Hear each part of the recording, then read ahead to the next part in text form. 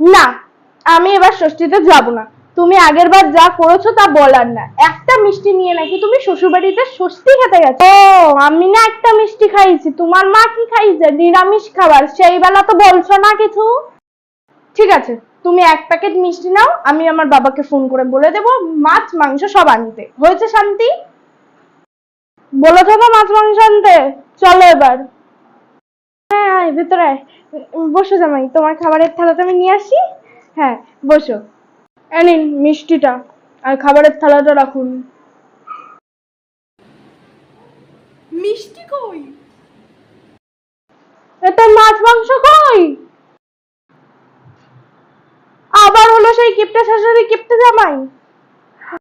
আমি তোমাদের কিপটে জামাই। আমাকে যদি ভালো লাগে লাইক কমেন্ট শেয়ার সাবস্ক্রাইব করো। এই মা মেয়ে তো আমাকে পছন্দ করে না, মাছ মাংস খেতে দিচ্ছে না, কিছুই না, জামাইকে যত্নই করতে পারে না।